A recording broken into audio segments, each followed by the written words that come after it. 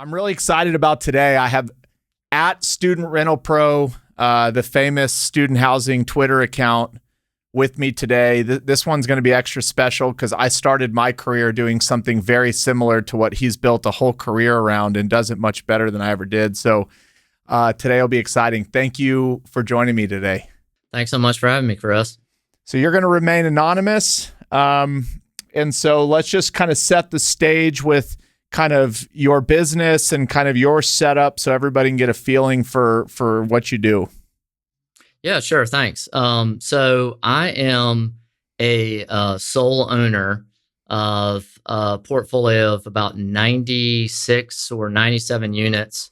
And I have office, I have market rate property, I have an Airbnb now, but most of my rent comes from college students. So have probably rented to 2,200 students now, have about 160 students that rent from me every year.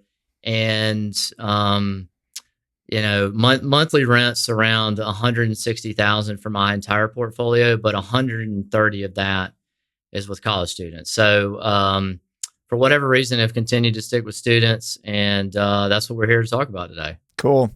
And anybody listening can probably tell that maybe the geographic region of you're in, but can you give us a little bit of a temperature check on, are you working around a big university, a community college? Like, give us a little bit of idea of the type of university you invest around. Yeah, so everybody already knows I'm not in Minnesota or Boston or Philadelphia, but large state school. I would call it, and I'm an alum of this school, so I don't think this is too harsh, but likely a safety school. Yeah. But 35,000 students, and it's continuing to grow. So I think that's a good trajectory. But on the lower end of median income, and so not an issue with a cash flow, like from a cash flow market standpoint. Yep. And a university that kind of covers all the major sports, obviously 35,000 people. Yes, Power 5 school. Cool. Power 5 school. Okay. Well, let's kind of start digging in. The first question, and you kind of have to be, you have to have a little bit of crazy in you to even get in this industry. So how did you get in this industry? Yeah, so it certainly was not on purpose. In 2005, I bought a primary residence. I was 25 years old and bartending, didn't have a ton of direction in my life, but I did have two roommates that were paying my rent. One of my buddies was in law school, another one was going back to undergrad. And so I did get a taste of some real estate success early on. And like, every other American, I have a passing interest in real estate values. So would check Zillow or Realtor.com or whatever it was back then, but didn't really do anything about it until 2006, when some college students were living right next door to us, and they were looking for a house for the next year and were unable to find one. So I did like 45 seconds of internet research, and I called my dad and I said, "Hey, I think I can get like a countrywide mortgage with $5,000. Will you lend me the money?" And so that's what I did. I went and bought a house, and the rent was $1,600 and the payment was $1,555. So you can imagine how well that worked out for me. But I did not wait at all to learn anything. I just went and bought more. So I always believed the lie of passive income. So I just figured, hey, I'll just go buy more. It'll all appreciate. Everything will work out. So did some partnerships with my parents, and then my brother and my best friend, and bought 4 more single family homes in 2006, and a triplex and a 2-unit. And quickly learned in 2007 that equity was not going to be an option. So the only light at the end of the tunnel that I could really see is to raise rents or to get some cash flow to try and make some money. And fortunately, the properties that I did own were close enough to the university that I was able to market them towards students. So it wasn't a choice. It was really by necessity. So bought way too much stuff in the worst time of the market and was just trying to crawl my way out of it. Yep. While Countrywide doesn't exist today, there's so many people that owe them a lot of their real estate career to getting those loans early on. I was in that camp too. Countrywide helped me out when they probably shouldn't have. Yes. Thankful that I got through it though. Yeah. Well, all right. Let's start kind of getting into kind of the setup of how these deals work. And you just said close to the university. While we're on that topic, when I first started, being close to the university actually wasn't as big of a deal. People actually kind of preferred like a 1 mile drive. Maybe they could get further out. And then as time went by, it was all about being walkable to the university.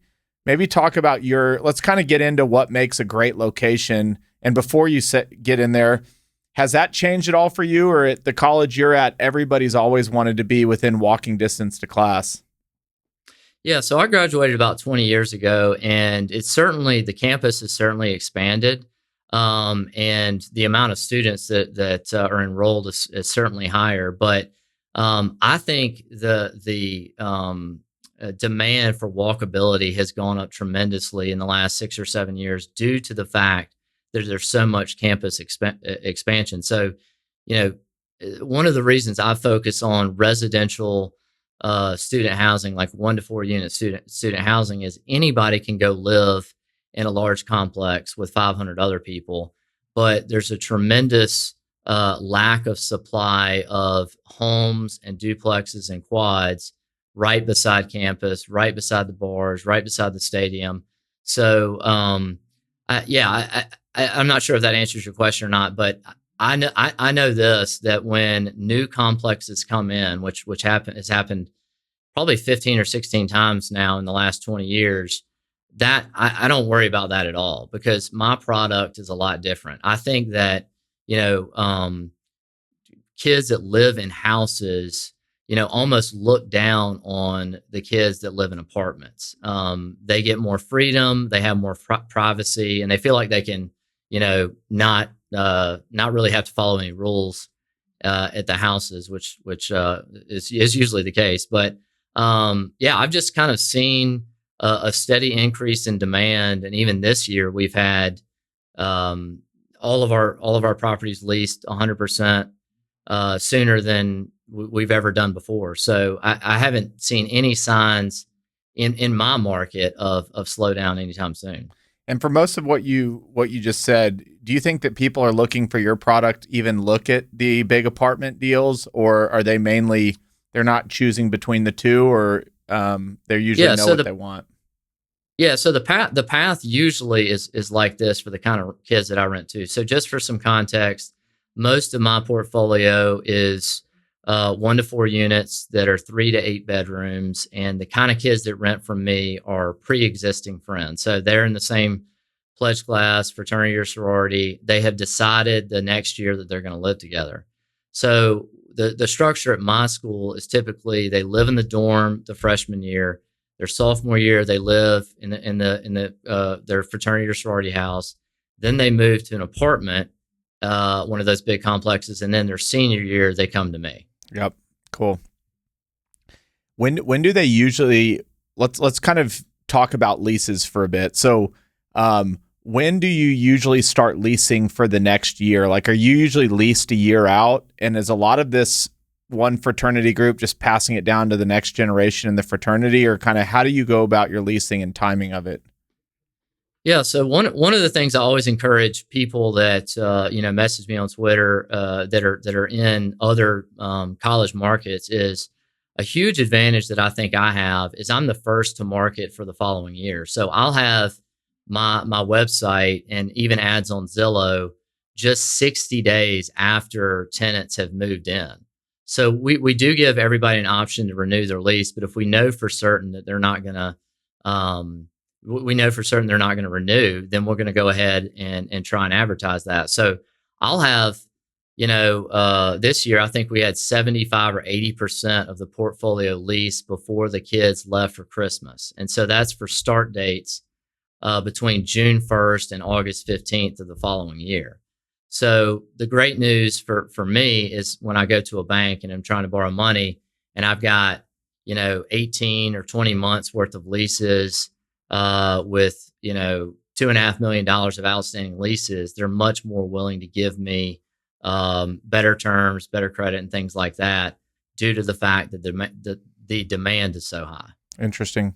And like, let's say you're 60 days in, is it written into the lease that even 60 days in, those tenants have to be willing to let you tour new groups through the property, or are most of these signing kind of just by pictures? Yeah. So typically what happens is, we give them an option. We give them 2 weeks to let us know. And then after that, it's a first come, first serve situation where we're going to show it. And if it's still available when they've decided that they want to stay there, then they're more than happy to rent it. But after that time frame, it's first come, first serve. So we go ahead and start renting it. And that's just one of the many situations where you have to give deadlines and boundaries to college kids. If you don't set any kind of framework for when something has to be done, it's just never going to be done. So we're very particular about time frame when dealing with students. The irony of like the 4 years that you're in college and then you're expected to just kind of walk into the real world like a totally different human being. It's actually quite comical. It is. What are the big, we're going to get back to location, but what are the big kind of things in a lease? I think a lot of the questions that came in off Twitter, but I think what makes student housing unique is kind of lease structures and why you're able to get more rent than others. So like in your leases, you've been doing this 20 years now. What are the big things that matter in a lease that might differ from your traditional kind of multifamily lease or single family lease? Yeah, so my lease is very lengthy. I mean, we have just about every issue, and I say just about because you never say never in this business. But one of the things that I feel like is different about my leases than others, and certainly have lots of issues about late payments and damage and things like that. But starting with the lease structure period, so I don't have parental guarantors. And I put every student on a lease jointly and severally liable for the full amount. So if I'm renting to 5 girls and it's $4,000 a month, there's $48,000 total due. I put all 5 of them on one lease. I don't get into how they split it up. If the rooms are bigger and they want to split it up differently. And it's a great tool to be able to manage the property. So when they come to you and want to push back on, Sally is late with her rent, or, Madison is late with her rent, you can just say, I got you, but $4,000 is due every single month. We don't talk about where, we don't worry about where it comes from. It's just due. Yep. And the thing that I really like about this that a lot of people I don't think about is the structure of a jointly and severally liable lease to pre-existing friends. You let peer pressure do most of the work. So if one of the guys or girls bails on the lease, that's going to have a huge effect on their friendships and their relationships. And so, I learned pretty early on, they're never going to listen to anything that I say, and they still don't, but they will definitely listen to their friends. And so when you put everybody on one lease and you just kind of let peer pressure do the work, then you don't have to worry about parents. I love that. We did the same, except we used to do the parental guarantee go a little bit further. You might have just explained it, but I think a lot of people would be shocked that you don't have parental guarantors. And are you just kind of saying it's kind of understood that the guarantee is kind of baked into the friendship, or why do you leave them off? Yeah. So one of the first things, everything that I buy, every residential property that I buy are student rentals. And by that, I mean, only students would want to rent from them. So, Chris, your family is not going to rent a 5-bedroom duplex 2 blocks from 30 bars for $4,000 a month. The only person that's going to come to me is a student. Literally 999 out of 1,000 inquiries are from students. And so I only buy those kinds of properties. So people say, well, how do you screen them? How do you figure out, who's going to live there or not? Well, the only kind of property that I buy is the kind of property that my customers want. And so, back to the lease structure, if I've put all of them on the lease together, and I look back at my 2,000 plus tenants, and I've only had 4 out of 2,000 not pay their lease in full. You've got a 90. I went back and kind of guesstimated this, that I've had $3,500 out of between 13 and 14 million that was not paid. So if I've got that level of lease conversion, why do I need to add parents on there? So there's certainly an assumption that it's going to come from the parents. The kind of kids that rent from me are certainly not hurting for money. But the reason I don't want to add parents is it's a tremendous amount of work too. So if you're renting to 8 girls and you're renting to 8 19-year-old girls, that takes a lot of work to organize that to begin with. And then you're going to have 8 separate conversations with 8 lawyer parents who are going to want to redline everything in a 1-page guarantor lease. It's just a tremendous amount of work. So, and if you don't want to get all 8 and you just get one, well, who's going to be the clown to sign that when they don't know any of the other kids? They're going to be the one guarantor, and then all the parents are going to argue about who has to be the guarantor. To each their own, but I also think there's some in this industry, and I know it's different for agency debt. Bobby Fajan and I have talked about that before, where, if you're going to go get agency debt, you're going to have guarantors. But for somebody like me, I'm trying to, this job is hard enough. I don't want to add more work to it. And when you have parental guarantors, you're adding a tremendous amount of work, and you're inviting more parental involvement. And if you talk to anybody that does what I do, if they have 1 unit or 1,000 units, they're going to talk to you about crazy parents, not crazy kids. It is like every single one. You are so right. It is the genesis. We're going to keep talking about this because it's funny, but it's also true. But really quick, yes. I'm assuming you have them at least sign or fill out a resident app before you do like a background check to make sure who you're dealing with, and that's kind of your due diligence on the student, or do you even do that? No, we don't even do that. So again, back to and maybe I should be doing something different, but just looking at the lease conversion, it's gone so well, for the first 17 years. I don't really have a reason to change it. And again, the kind of property that I rent to is, on a 1 to 10 scale, probably like a 6 to 10.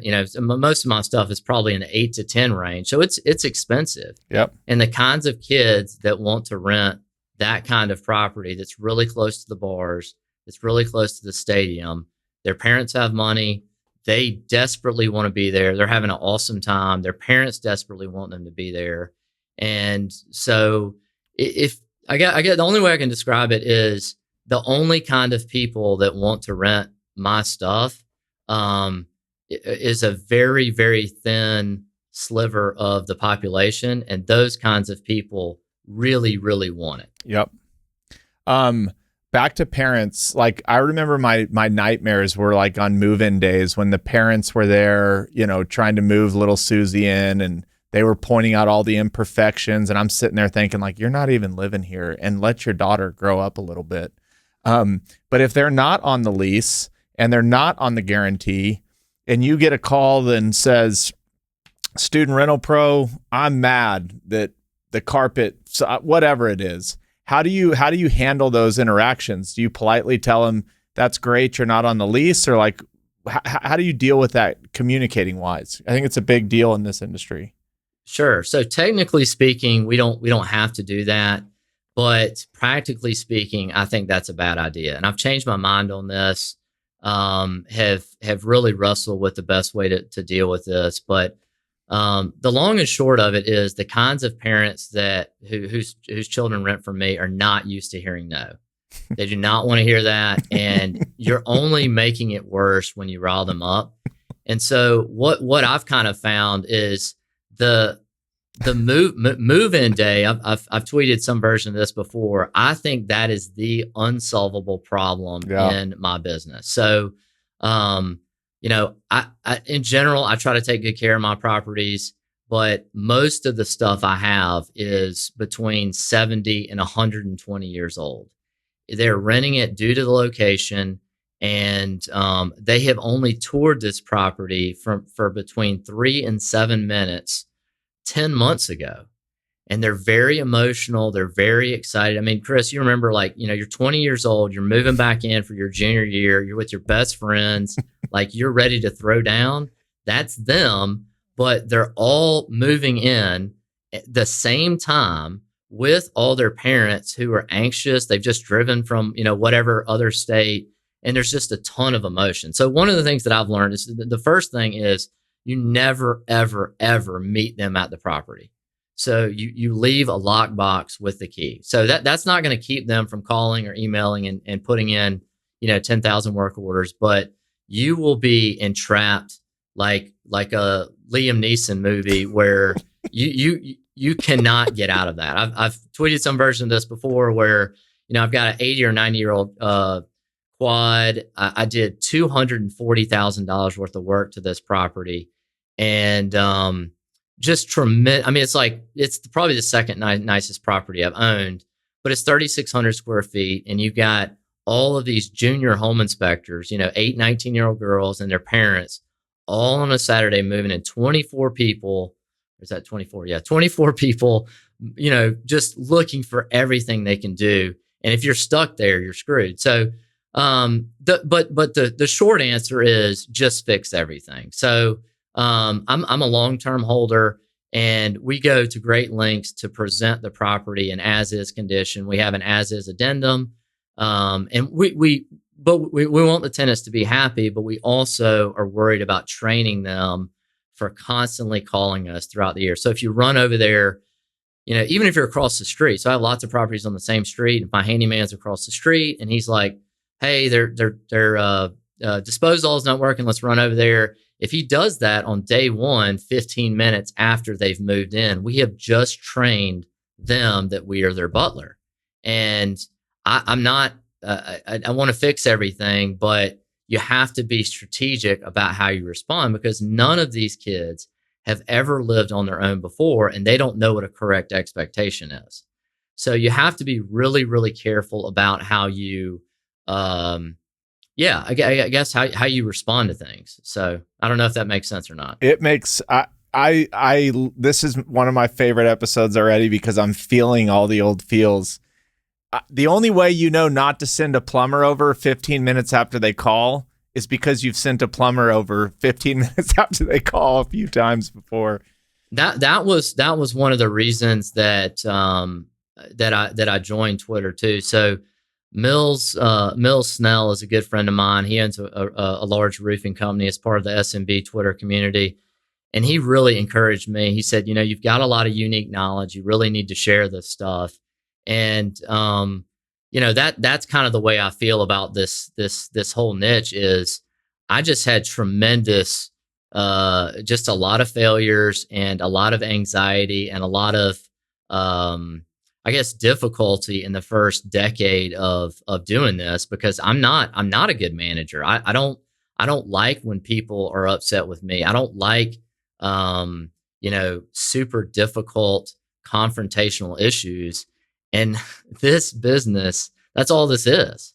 So, my hope is that, I can save somebody's, awful Saturday by telling them, don't go over there and meet the tenants, leave a lockbox. It'll be better if you deal with them Monday. Actually, this is an aside, but one of the things that we strategically do is we don't start leases on Saturdays or Sundays if we can help it.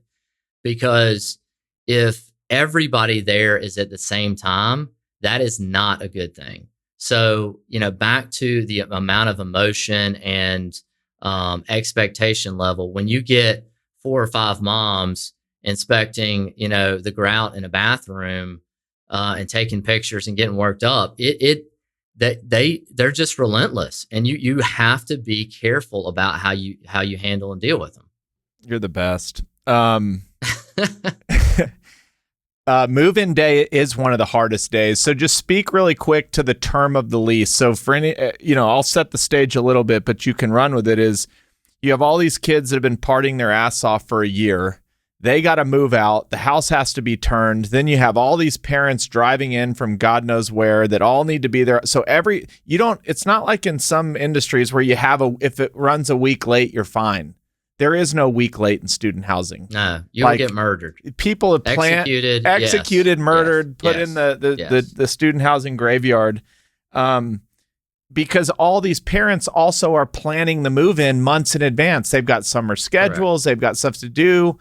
So let's talk about kind of move out to move in, that kind of 30-day chaos window. That's when, the best of the best do it right and the worst just totally get their lunch eaten.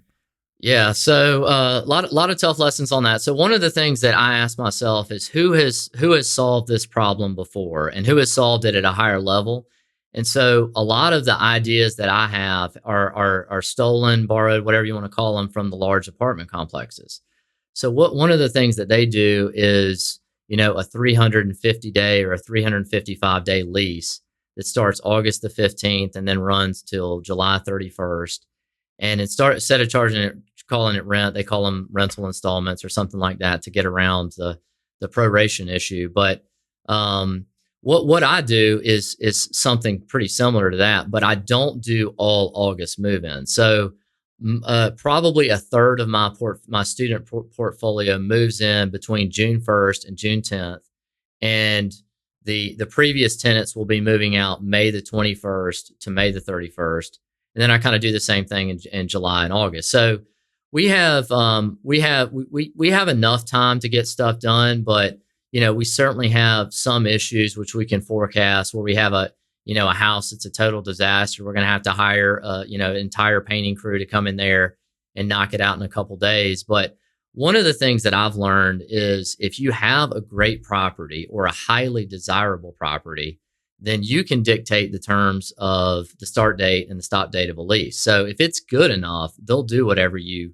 require. And so I only try to buy things that I can dictate the terms on that. And the only way to do that is, great property. And I would describe that as, A plus location, A plus condition, or a combination of both. And so, the summer is certainly a bottleneck for just about everybody that is in student rentals. And the way I deal with that personally is just stretch it out over 90 days rather than just doing a 20 or 30-day period like the large complexes. Got it. Do you by chance do any house cleaning? So when I did it, I would have a monthly house cleaning service that came, and that knocked out a couple things. One, kept the property clean, tenants happy, but two, kind of that monthly eye on the property. Because I'm assuming at some point you go in ahead of move out and kind of get a gauge for like what you'll be dealing with when they move out. Yeah, so I have I guess additional context. So I have I have an in-house. My management team is in-house. So I have a manager, I have a bookkeeper, I have a maintenance manager, I have a couple of handymen, and we do quarterly inspections with pest control and air filters and stuff like that. So we have a really good idea of what we're going to need. We don't do cleaning services. But we do, if a property has renewed a lease, we do go in there and clean after they've been there a year, because if you don't, it can cause it can make it incredibly difficult to release the property for next year, and also it's just disgusting. So we and I think anybody in this niche does this. Is there's a ton of forecasting on what your summer is going to be like, because you never, ever want to get into a situation where you have to call, college girls and tell them they can't move in when you told them. Because the thing that, Chris, I know you remember this too, is you can tell them 1,000 rules. They won't remember a thing. You tell them you make them one promise, and they will all remember it. It is tattooed on their forehead. And if you screw that up, then you're in trouble. So, we're very particular and very careful about how we deal with the move-ins and move-outs. Do you provide furnishing, an alarm system, anything like is there anything that comes with the property besides the property itself? Yeah, so most of my properties, and one of the reasons, other than just, better cash flow, one of the reasons that you would want to rent to students, or that I want to rent to students, is you don't have to provide, utilities. So you can, if a group is renting a duplex or a triplex from you and they're all on one lease, they can pay the water. They could pay a common area light bill. And obviously all of these things are disclosed up front. But we do, and I fought this for a long time about the security system. I just think they're so dumb, because the kids will use them, one time, and then, Kyle will come in at 3 a.m. hammered and wake up everybody, and they never use it again. Yeah. And so you're spending a bunch of money on a security system. But what I finally realized is I'm swimming upstream. I need to get something. So we went and got, we use the ring system at most of our houses now. It's, $300, and you pay a couple $100 to get it installed. So it does come with some security system. And by the way, have seen several of those ring videos on like Barstool or Old Row, where the kids have been hammered like on the front porch. So I have gotten some benefit out of that, I guess. But did the furnishing thing a couple times 3 years ago, and could not recommend it. Could not recommend against it enough. So, especially if it's not uniform, then, how are you going to deal with the turnovers of the furnishings? Or, you bought this one couch. Well, how do you get the same couch? Because that was presented that way when they were coming through to tour the property. So, we'll never do that again. And I can't recommend it enough. I know some of the larger complexes do it. I'm sure there's a tax benefit, but I am looking for less stress, not more. Yep. This is spoken from a man that's really been in this a long time. You have figured it out. Okay, but one more. Do you allow them to paint walls, drill TVs into walls? Like, what can they do to the property? Do I allow them, or do they do it anyway? Well, I know what they're going to do. What do you say is possible? Like, can you drill stuff into walls? Can you paint stuff? How does that all work? Yeah, so I really focus on simplicity, because, and again, I was one of the, full disclosure, I think one of the reasons I'm good at this business is because I was one of them. Takes one to know one. Yeah, I mean, I was in a fraternity. I lived with my friends. We did tons of dumb stuff, and I was probably still doing that, 2 weeks ago. So I can't. I'm not. I'm not belittling them at all. But yeah. I also think that it's important for them and their parents to understand some context. But so we go to great lengths to present the property in as-is condition. So what you see is what you get. So when you walk through it, you need to be okay with that condition. Yeah. And we don't even we clean everything, we touch up paint, or we repaint.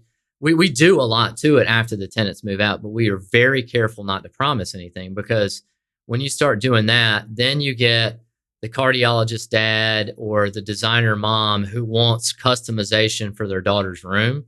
And you're just opening up a massive can of worms when you allow tenants to paint. And, am I going to go kick the door down if they've painted their room pink? No, but it's certainly not anything that you want to encourage. So most of the time, the way I handle it is I just tell them you can't do anything, and then they just do it anyway. So, and then I just deal with the repercussions after that, whatever that may be. Pets or no pets? Have a strong opinion on this as well. So your choices with students are, you can either get lied to all year about the Labrador named Winston that is in town with their best friend from the rival school, or you can get $350 as a pet fee, and nobody has to get lied to. So you are going to have pets inside your house. That is not for debate. The question is, do you want to get lied to and get a small sum of money with that? Yeah. So you're fooling yourself if you think they're not going to bring animals inside the house. That ain't the truth. Okay, and then appliances. I'm assuming you provide appliances. You provide washer dryer too? Yep. So, dishwasher. Most places have dishwasher, refrigerator, stove, washer and dryer connections at every house. But I would say probably 90% plus washer and dryer. Used to not want to provide those either because they don't know how to use them.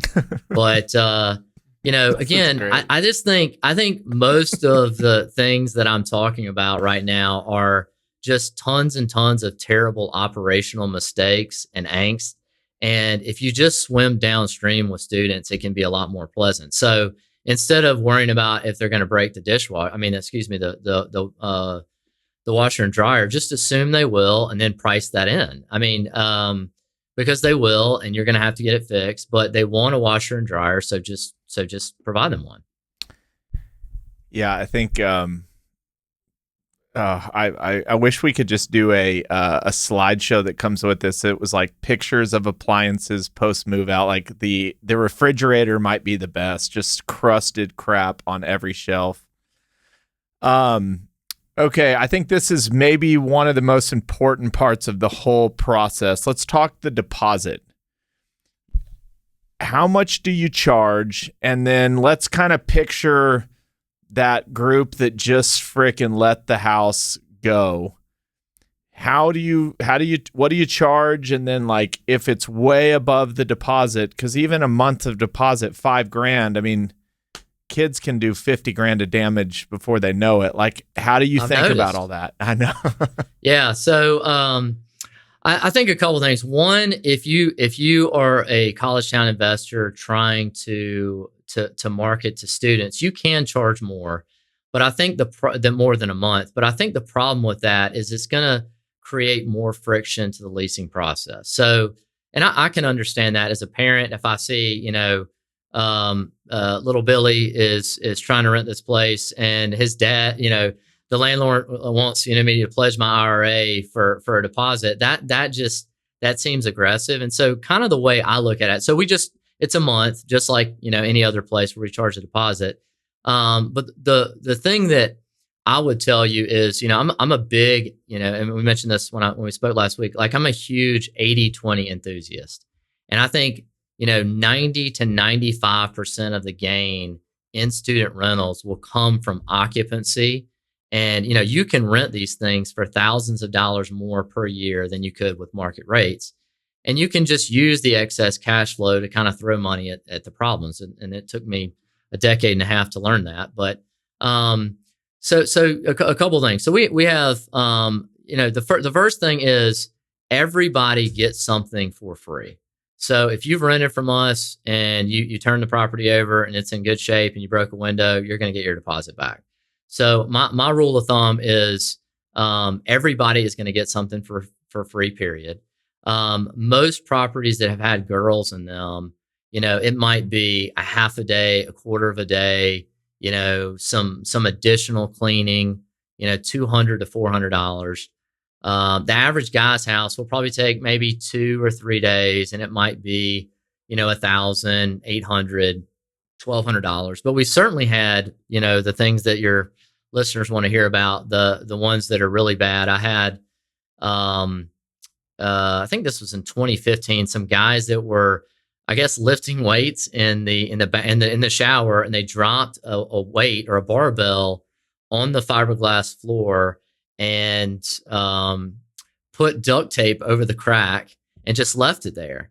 And so we had to reframe. My handyman had to take out the tub and reframe the tub and subfloor. And you have situations like that. But here's how we handle it. I would say first, before I talk about above and beyond issues in general, I'm just not interested in using my energy to fight children and their parents, who are often, both lawyers, in perpetuity over a busted door or a broken piece of glass. But when it's egregious, here's how we handle it when it's above and beyond. So the first thing that we do is we offer a discount if they pay the full amount. We offer a discount if they pay it within 7 days. So let's say they've done $3,000 in damage. We'll send them the invoice above and beyond the initial. Yes, above and beyond. Okay, yeah. So we'll send we have contractors, stuff like that, detail invoices. So we send them an invoice and we say, hey Billy, we got you had a $3,000 deposit, we got $6,000 of damage. If you pay this $3,000 invoice in the next 7 days, we will reduce it, usually a third. So if you pay us $2,000 by this time next Wednesday, all is forgiven. We want to move on. We want you guys to move on. If you don't do that, then we will give you up to 30 days to pay it in full. And if it's not done by then we're going to send it to an attorney and we'll let them deal with it. So the reason I like that strategy, and it's worked every single time with the exception of one time, is it shows them that we are not out to profit or make money or really do anything other than just move on. So when you show grace and you show them, hey, we're just trying to move on, and they know they trashed the house.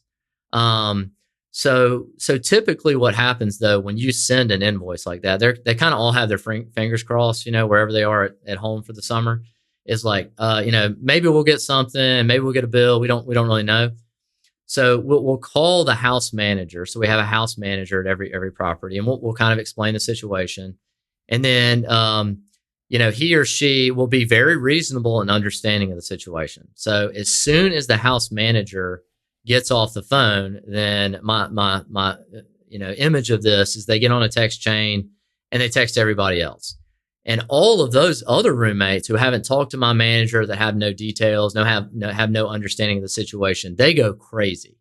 So they start sending nasty emails. They tell their parents. Parents start calling my manager. And our tactic or strategy is really just to remain calm the whole time and not engage in emotional behavior. So it goes well when we talk to the house manager, but there's a ton of anger in the 24 to 48 hours after that. But typically what we do is we reach out 3 or 4 days later and we just say, hey, we just want to check and see what you've decided. And then most of the time, actually every time except for one, we've gotten paid in full. And the one time that we didn't get paid they didn't take advantage of the discount, we got within 30 days, the full amount. So, if you're listening and you deal with college students, I really like this strategy. I think you're going to get a much better return on your time with some strategic thinking rather than just saying you owe it all to me and fighting with kids that don't have anything to do all day except argue with you. So hopefully that was somewhat clear. And you would sometimes think the parents don't have anything to do all day either. I used to think that when I was 25. My parents certainly wouldn't engage in that. But no. So a lot of tough lessons with that. But in general, I probably lose $20,000, $30,000, $40,000 a summer in gray area issues, maybe some wear and tear, maybe things that I just kind of let go. Yeah. But the way I see it is, do I want to spend all of my energy arguing with 160 kids and their 320 parents? What if I just went and flipped a house and made $40,000? What if I just refinanced that note and made save $40,000? What if I just did anything else in the world other than argue with kids? I love that. That actual lesson is not even just a student housing thing. I think everybody, no matter what your business in and you're fighting some problem, can your energy be spent somewhere else to make the same amount of money and probably have a lot more fun doing it? That was awesome. Well, Chris, can I add one more comment to that too? I think you can add as many as you want. The huge mistake that I made for the longest time is I lied to myself and said, it's the principle of the thing. It's the principle of the thing. I would say that to myself all the time. But what it really was the entire time was ego. So I did not like to be disrespected by, or lied to my face routinely by 20-year-olds, or, have parents treat me in a way that I thought was rude or uncalled for. But what I finally learned is that, money might be in absolute terms might be the same. But the way you make it is vastly unequal. And I have strategically decided against engaging in behavior or any interaction that I think will drain me and focus on things that are fun and that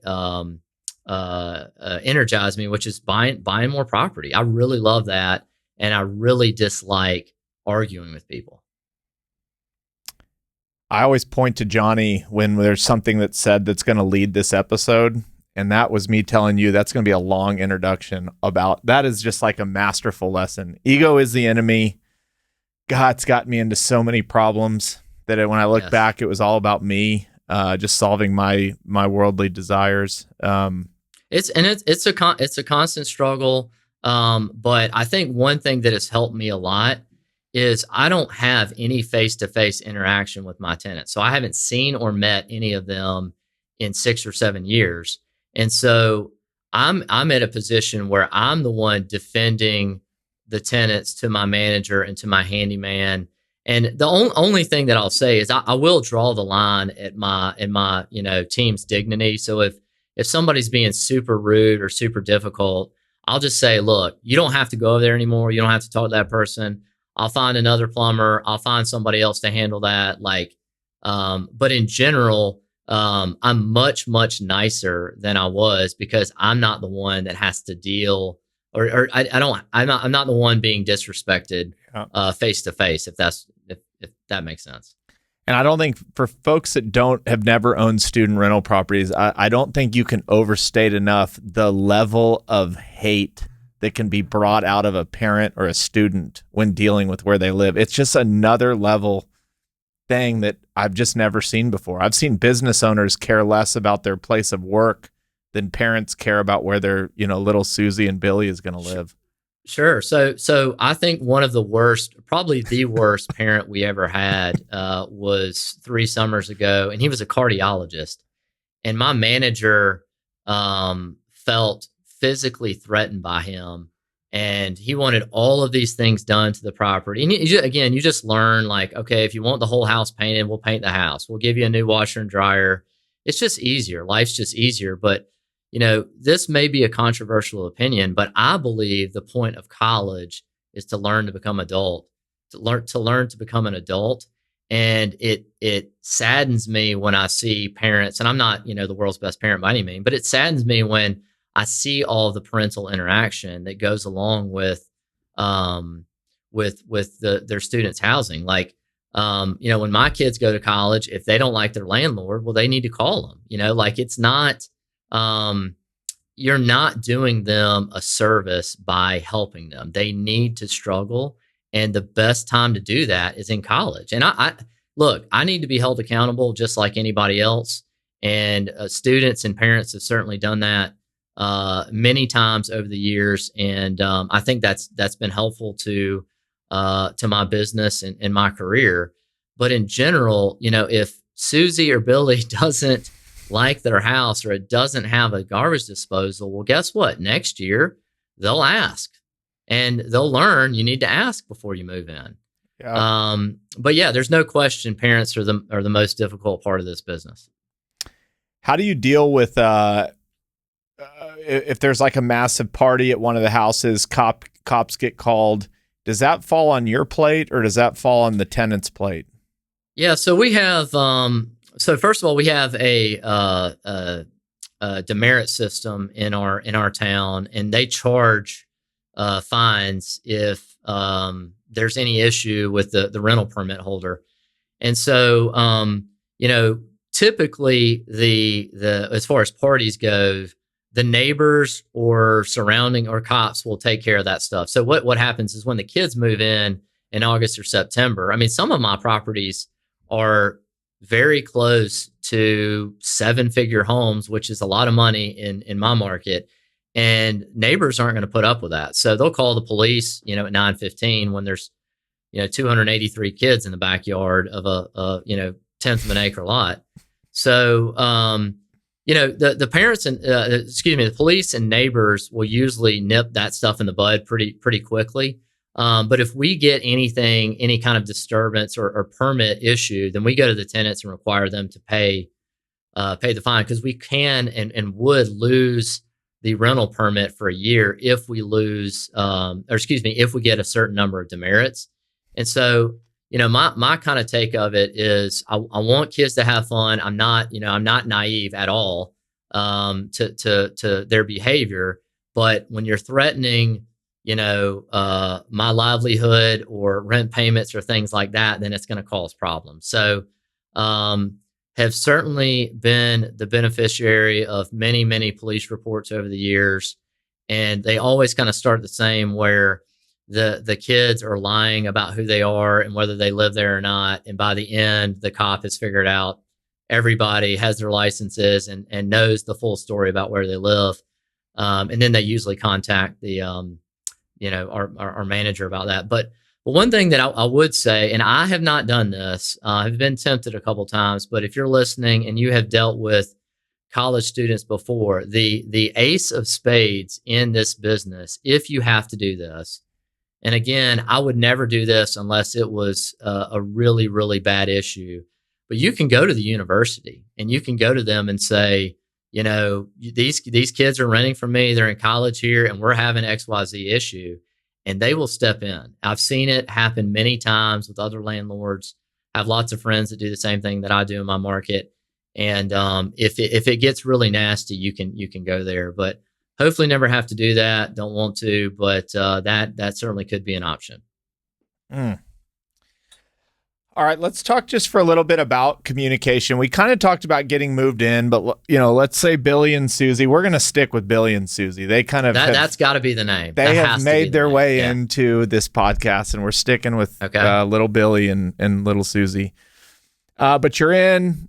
You got moved in. Everything's good. I think you said you used Appfolio, but I really want to talk about like how do tenants? I know tenants all pay one check.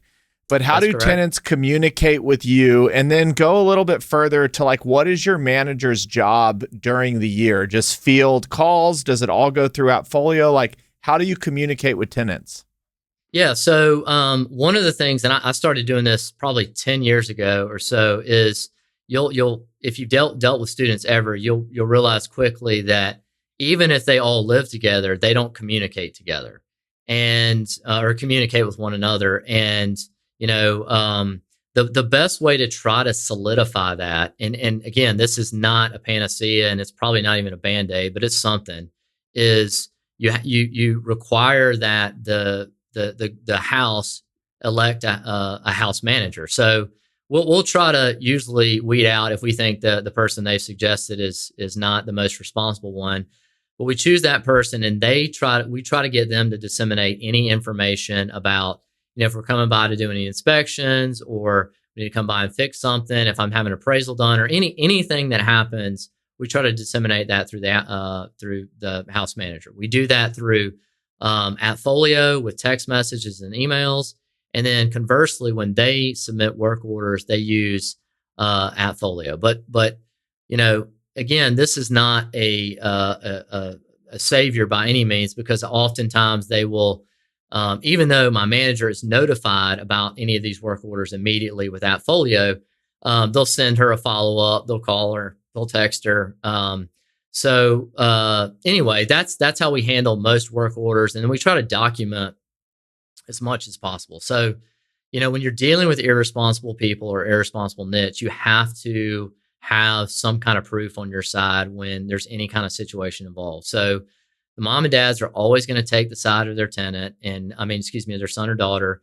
And I certainly understand that. But the only way we can counter some of that is through documentation. And the good news is college kids are not documenting anything, and we document everything. So we try to do everything we can through Appfolio and do that. So my manager's job during the year, so it typically is during the fall and winter, she's doing a lot of leasing.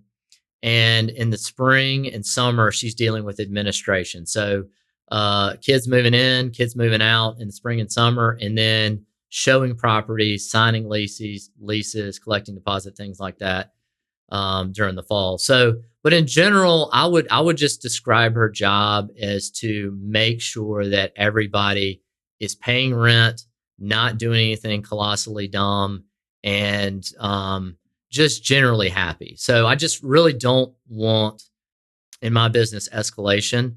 So escalation occurs when, I'll give you a great example. I'll always use this example. So it's the middle of winter, Sunday night at 10 o'clock. The kids put in Appfolio that the heat's not working. So 7:45 the next morning, we got an HVAC tech, knocks on the door. The kids don't answer. My manager and the HVAC tech are calling them. Nobody wakes up. Nothing happens. My manager calls later that day. They never respond. Later that day, the weather starts to get warm, and the weather's been warm and warmer and warmer. My manager follows up again. The kids don't worry about it because it's now 77 degrees outside. Get a really, really cold spell on Friday night at midnight. And the kids wake up Saturday morning at, when I say morning, I mean afternoon, Saturday at noon, and it's 42 degrees inside the house. And the Supreme Court justice, their dad will pick up the phone and threaten to sue me, in every which way possible. And so one of the things that we try to do to combat that is use the house manager, document everything. And then that way, when the dad, comes and threatens to take me to the Supreme Court, we can provide documentation that we've done some things about it and just never got any responses, because that is a kind of a standard case of what happens where the kid will tell his parent 20% of the story. So that is true. The heat is not working. The heat has not been working for the last 8 days.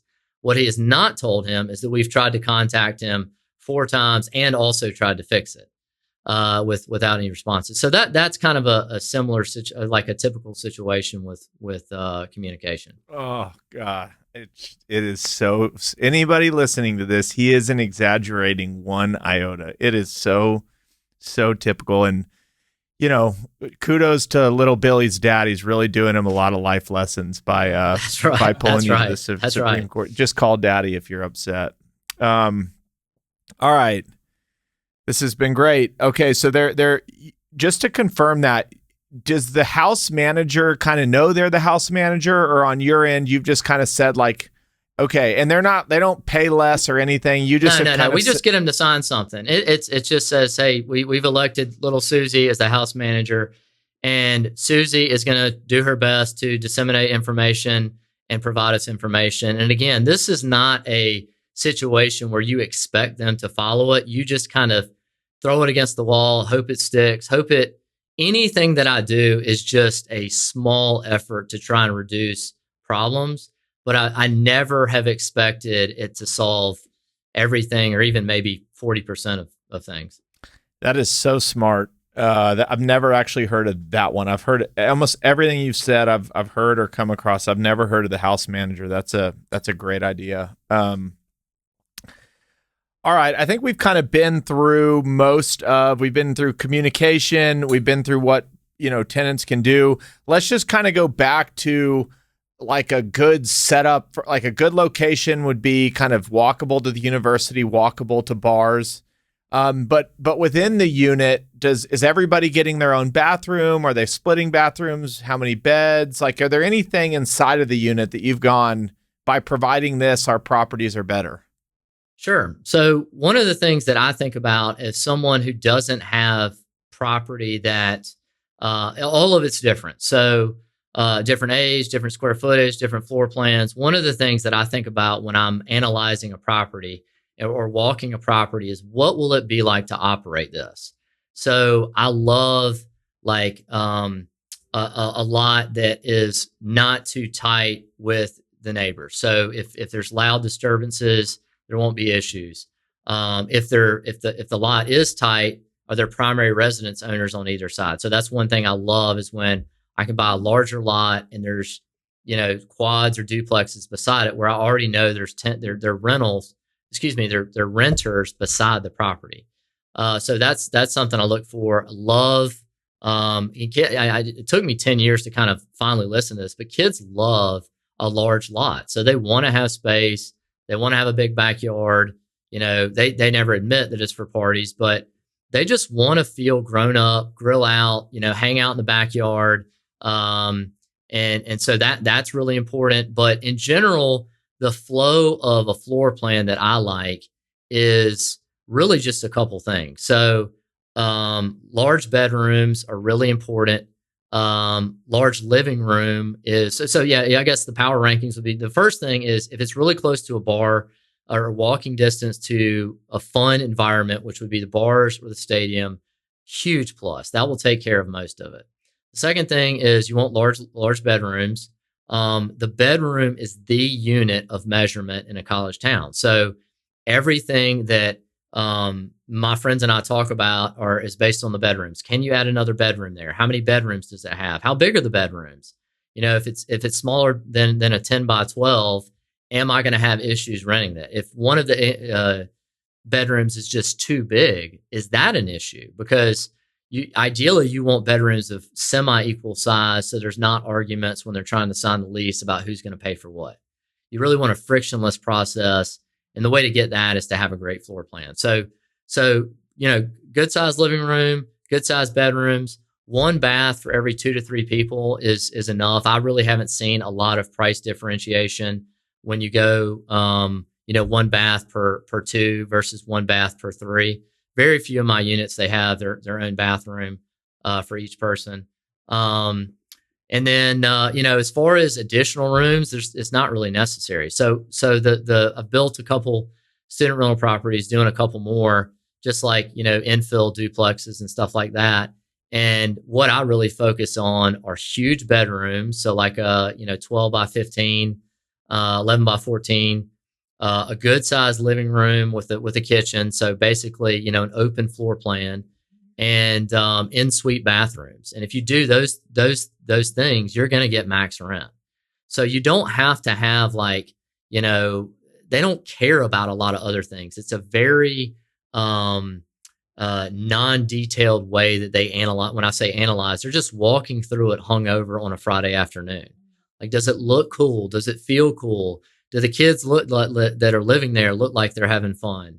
That kind of stuff, big visuals, a good floor plan, and walking distance to the bars will take care of most of it.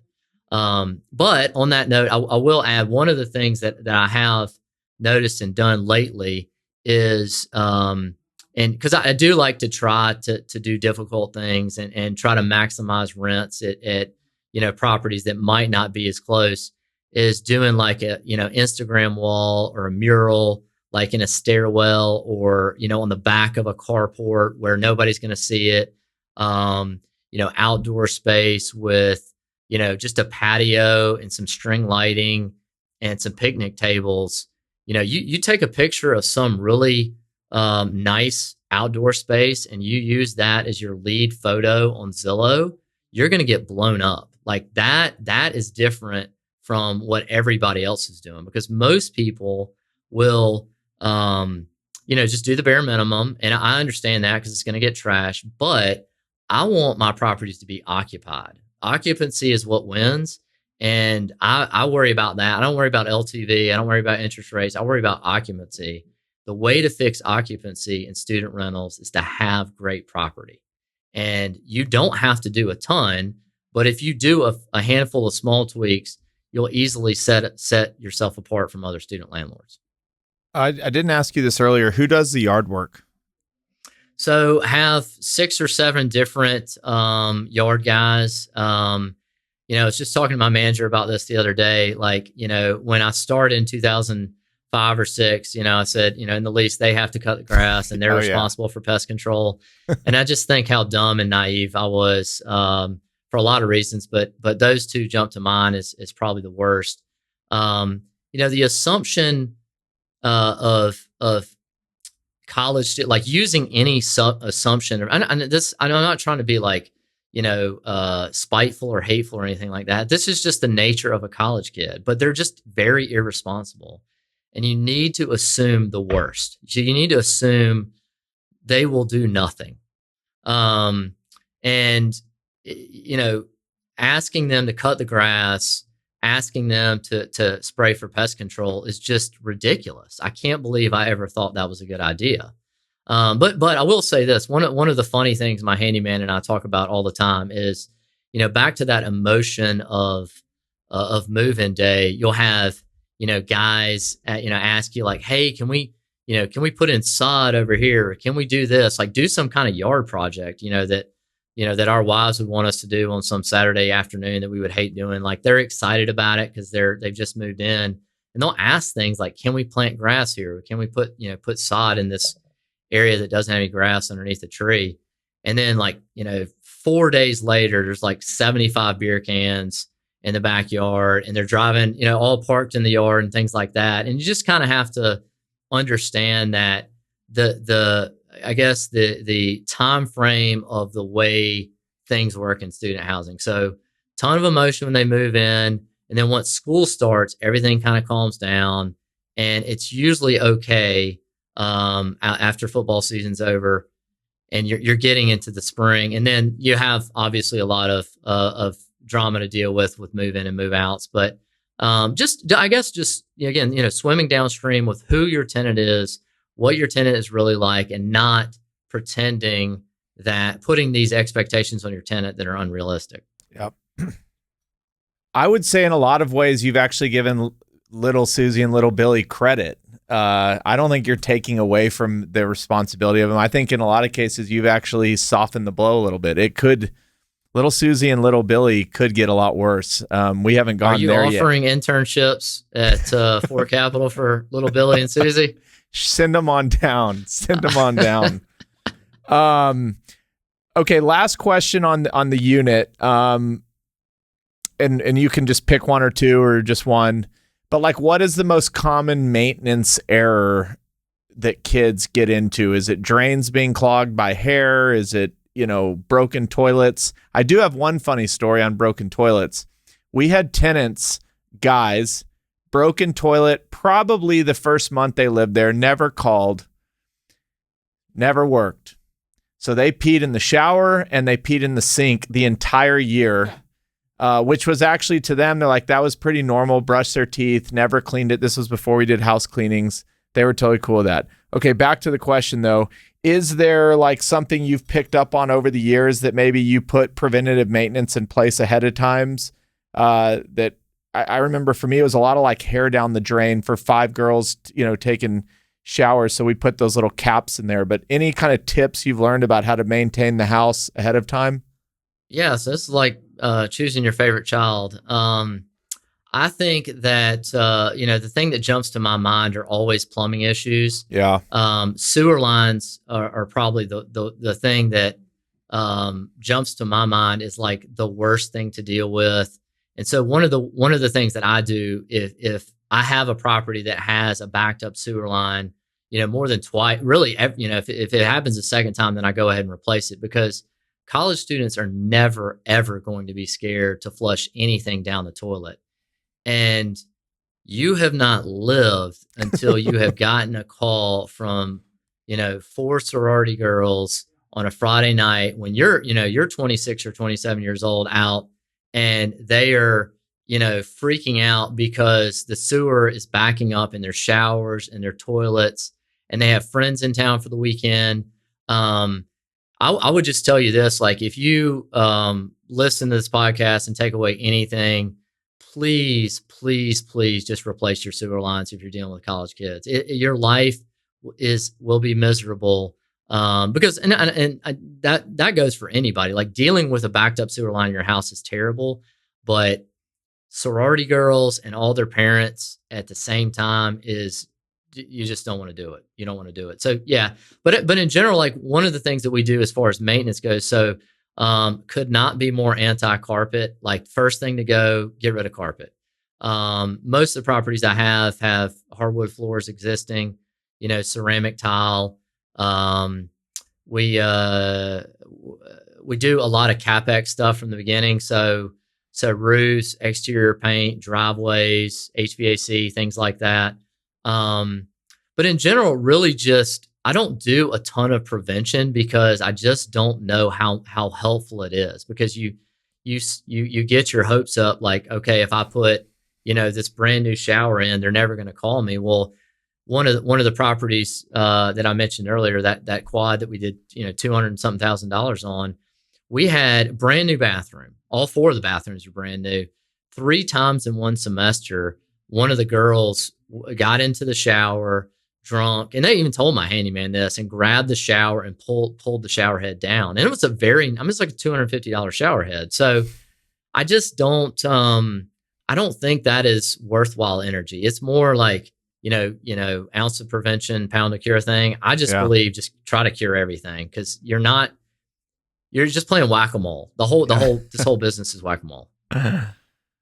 Okay, maybe one of the most basic questions, but if you had a house that would traditionally rent for, call it $2,000 a month to regular family, what's like the percentage increase in rent you think you're getting because you're leasing to students as opposed to a traditional kind of tenant?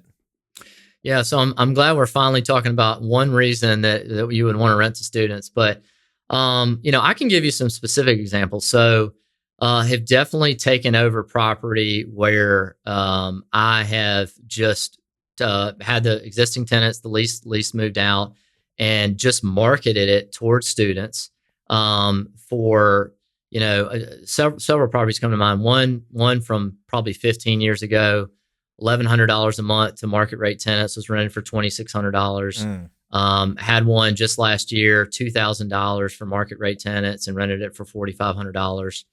A very specific deal that I just bought had 2 bedrooms and 1 bath in each unit. I think it was $2,600 when I bought it, and I paid, I think, $375 for it.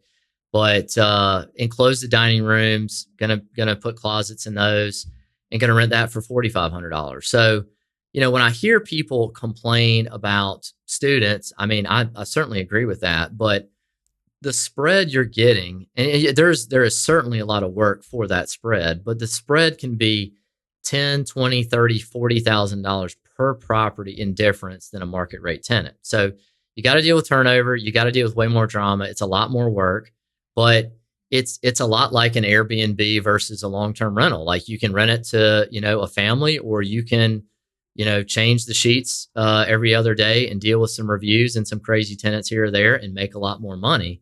And so I would say it's almost always at least double, but usually a little bit more than that. And you're a long-term holder, but let's just say you were a seller. It's safe to assume. And how do you think about risk of, let's just say you bought something that was market rate, converted it to being student rental now. Is your downside, I could always still sell it back and a market rate person would buy it, or kind of once something's gone student, it needs to stay student? Well, the best way I can describe my portfolio, at least the direction that I've headed in the last 4 or 5 years, is I only am buying property that students desperately want. So I would describe that as larger group property, 2 to 4 unit property within walking distance to bars. So if you can be within 3 blocks of 30 bars, and enrollment goes down, or new competition comes in, or what have you, I want the best, because students are never going to choose based on price. Their parents are paying for it, so they don't care if you lower the rent. They don't care if you raise the rent. So it's good and horrible at the same time.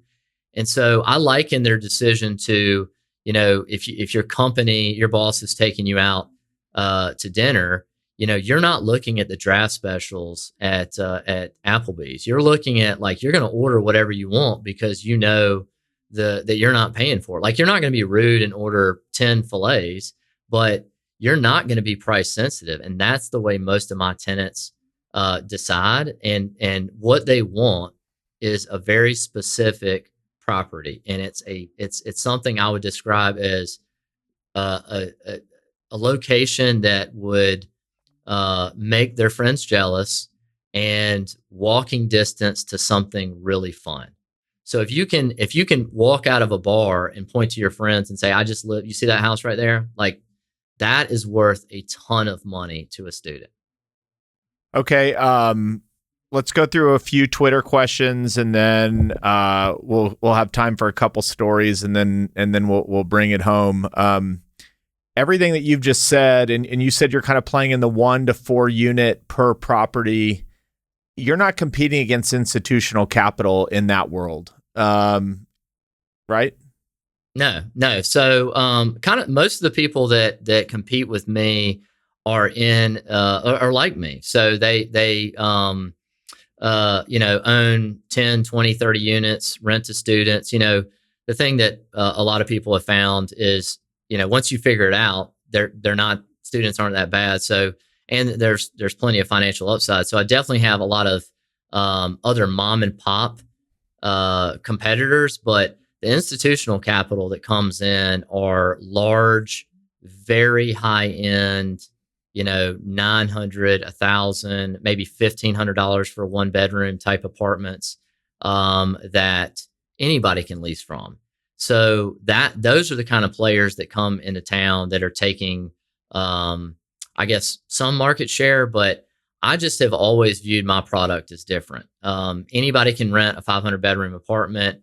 There's only, 100 houses that a student can choose from in a residential neighborhood right beside campus. Yep. Would you, if you were to leave your current, or not leave, but extend to a new market, would you prefer, I think the way it's written is college towns or towns with colleges in them?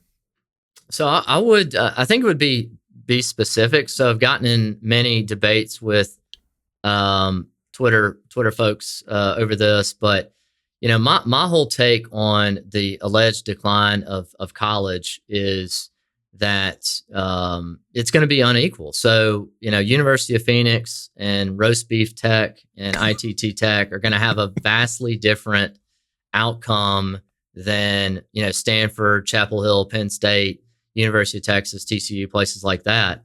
So I would be I'd be very nervous about buying a student rental property several miles from campus in a tiny liberal arts college like in the hills of West Virginia that we've never heard of, that cost $84,000 a semester. I think those folks are going to get hit hard.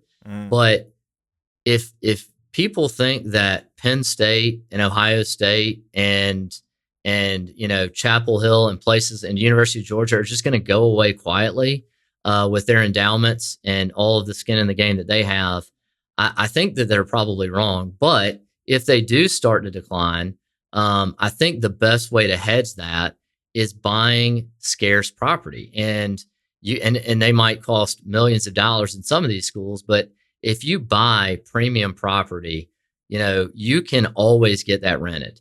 Again, going back to who's paying for it, the parents are paying for it, but the students are mostly the decision makers. And so where I see a gap in a lot of markets, in mine too, is not maximizing the location with the condition. So, Chris, I'm sure you saw lots of this, and I certainly did in college too, where the best property is in the worst condition. And because landlords think, and they're not wrong, they think that students are going to rent it anyway and charge high rents. But what I would argue is the trajectory of student housing is getting more and more, or has to be more and more high end and luxurious for you to get it rented, and parents are willing to pay for that. So I could see somebody coming in and finding a landlord or two in a market and trying to buy a lot of really run down property in A+ locations and maximizing the condition and location and doing well with that. You could, I'm with you. I think there's going to be some losers in the college space. Probably needs to be the liberal arts college in West Virginia, but yeah, you can learn stuff online. But as long as kids like bars and guys like meeting girls, they like football, their parents want them out of the house for 4 years, there's going to be a big market for college for a while to come. Yeah, and I'm certainly no expert on college enrollment, or I'm probably not an expert in anything, but I do think that, the clearest path today for almost everybody that's middle class and up is through college. And when that path becomes, wider or less clear, I think that could change. But I've mentioned this on Twitter. 100% lease sooner than I've ever been this year. The freshman applications in my school are higher than they've ever been for the next year. I can't speak for every school, and I would be careful about where I bought, but I just don't think I think it's overblown and fun to say that college is dying. Yep. Also, I'm 100% biased. I'm an expert in being biased and Yes. fixing little Billy's plumbing problems. All right, two kind of more things, and then we're gonna bring it home. But before we get into the stories, we're gonna end with stories. I just thought it'd be kind of cool. When we were talking in our pre call, you said, "Man, thanks for some of the stuff you're doing on your podcast. I actually bought a property, a 16-unit deal that had a bunch of environmental challenges because I listened to your episode with Mark Gilbert, and he talked about why people are wrong about shying away from environmental problems." So I just figured it might be cool for you to share kind of a few minutes of how you listened to it, what happened next, and why you're able to get comfortable. Yeah, absolutely. So have listened to lots of your episodes. Eric Weatherholtz is obviously amazing. John Marsh, Bobby's and listened to Mark's, I think in January. And, one of the things, and I followed him on Twitter for a long time, but one of the things that I thought was interesting about kind of his take is everybody says like, you can't buy stuff with environmental issues. And Mark's like, no, you can, and I'm going to do it. And so I had this 16-unit property that was brought to me, and it was out of market. But everything about it I loved, and I thought it was a great deal. But it had some gas tanks in the parking lot, and my father-in-law's an engineer, so I've talked to his company about it, and I've talked to lots of bankers and underwriters and asked, try to perceive the risk of the situation. But I listened to that episode, and I just DM'd him on Twitter and said, "Hey, here's the phase 2 report. What do you think?" I tried to make it as succinct and as easy for him to respond as possible. And anyway, set up a call, and he was super helpful and super generous. And he just told me in a very nice way, like, everything you've told me about this, like, I would not worry about it. I think you're fine. And my whole life has been, I'm just trying to find somebody who I feel like is trustworthy, who knows way more about the situation than I do, and then just do whatever they tell me. Yeah. So I know Mark's got a great reputation. He knows what's going on. He saw the phase 2, and he's like, "You're good. Okay, well, I'm good." So that's what I did. So I went and bought it, and am very grateful for his help. And one of the reasons that I joined Twitter from Mill Snell's encouragement is I feel like I can, be of that service in the student rental industry, because I'm sure Mark's dealt with this, and Chris, I'm sure you have in your business as well too. Like, just a lot of difficult situations and terrible experience. And I would be remiss to not try and help other people avoid those. And the thing I like about your podcast is you've got a lot of great operators on there. So I'm just very skeptical of investors that haven't dealt with some operational issue in their business, because it's one thing to tell your manager, "Oh, we'll go tell those parents to buzz off," but it's another thing to go tell a mom who's a lawyer and a dad who's a surgeon.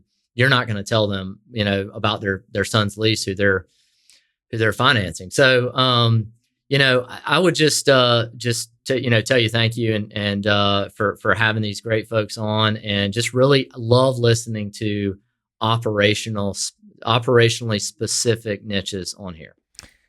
Well, I appreciate that, and that means a lot. It's been a huge joy to me, despite some of the downsides of Twitter. The joy of it is getting to kind of pass it forward and play it forward. Sure. And yeah. It's so true, especially what you do. I mean, you look at a student housing deal on paper, it's like, students are going to move in. It's close to campus. Here's a map with all these bars on it. But everything we just talked about, like, you can only learn that through 15 years of getting kicked in the teeth. Like, there is no other way to learn it. Maybe people will get a head start today on this podcast when they listen. But we're going to end this whole thing with like one or two stories that people need to be aware that when you're going to go buy great student housing properties and you're going to double rent and you're going to be close to the bars, these things could happen. So we're going to save the best for last.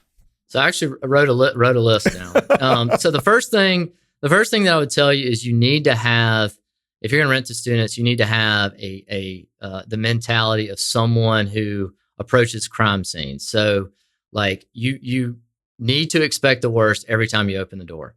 But several things jump to mind. I've had porta potties ordered to separate properties, not just one property, but separate properties and multiple porta potties each time. So a 19-year-old calling a construction company and saying, I want 3 porta potties delivered to my house. So I've had that happen. And that's kind of jarring when you pull up and you see porta johns at a house when you haven't done any construction there. I've got a Victorian duplex where some kids climbed out onto the porch from the window and damaged it enough that my roofer told me I had to reframe the whole porch based on them doing whatever it is they were doing up there. Tons and tons of burnt furniture, like, couch carcasses in the front yard, burnt siding from kids like grilling out and things like that. I've had girls call my manager. I think this is fun. It's kind of cute and funny, but they'll call my manager, and this has happened several times too. And they'll say, there's a guy in our house, because none of these kids ever lock their doors. There's a guy in our house on the couch, and we have no idea who he is. Like, all 5 of us are here. We don't know who he is. What should we do? And I mean, I don't know the answer to that either. Had neighbors call and complain that across the street we had tenants that were busing in kids for a party, like on a bus, collecting a cover in the driveway. I've had neighbors call about a tenant. This sounds like something I would have done in 1999. Banging on a neighbor's door because they thought it was their house. So a lot of the houses, looked the same, and like 3 a.m, just hammered. A lot of apologies after that. Have read tons and tons of police reports over the years. This is not a damage issue, but this was incredibly stressful. This is the second to last story here. St. Patrick's Day morning, 4 or 5 years ago, I had some bats. So like the flying mammal, the bats. And I've had this happen at a couple houses, but this specifically, there was a bat inside of a duplex where 5 girls lived, and they called it at like 7 o'clock on St. Patrick's Day morning. And I had to hire this really expensive wildlife company to come remove it, but it was a protected species. So I had to get it tested for rabies. And if it had rabies, then these girls were going to have to get like bunches of shots. And so I was going to have to deal with all of their parents, like whatever, tetanus, yellow fever, all this kinds of stuff. But fortunately, it was not, rabid. But the thing that I would say my least favorite thing to deal with, and I only owned this property for 4 years. Thankfully, I sold it. But I bought a duplex 6 or 7 years ago for $75,000. It was a 5,200 square foot foreclosure, 4 miles from campus. Rented it to 11 guys for $5,000 a month. So I had to do a ton of CapEx to it, but my cost basis was around $175,000. So when I tell you this story and I just said, I just went ahead and paid for it, then you're going to understand. Mm-hmm. They had a party, Super Bowl Sunday, and we're a huge living room. So it was like a converted daycare. And any of them are listening, they're going to know this. They're going to know this story. They were jumping off the kitchen counter and busted a floor joist and caved the living room. I wouldn't say caved it in is too strong of a word, but it definitely was in the process of, it was separated from the rest of the floor. So they reported a quote divot in the software. And my handyman calls me and he says, there's a huge busted floor joist underneath. Like, this is a huge deal. It's really unsafe. So just went ahead and fixed it. I think it was like close to $6,000, but that was probably my least favorite thing to deal with. Just because when you hear or see things like that, that is worrisome for a lot of reasons. But the reason I'm 100% sure they were responsible for it, and this is a telltale sign for any student landlord, is if they put in a work order and your contractor shows up and they're all sitting in the living room hanging out, they didn't do anything wrong. If your handyman shows up and they're all in their rooms and they won't come out, they did it. They did it. So we fixed that floor joist, and we couldn't. They were all there, like 50 cars there the whole time. They never came out in the living room. So that's the thing that jumps out to me the most. Oh, I love it, man. Student Rental Pro. This was so good. I just walked down memory lane.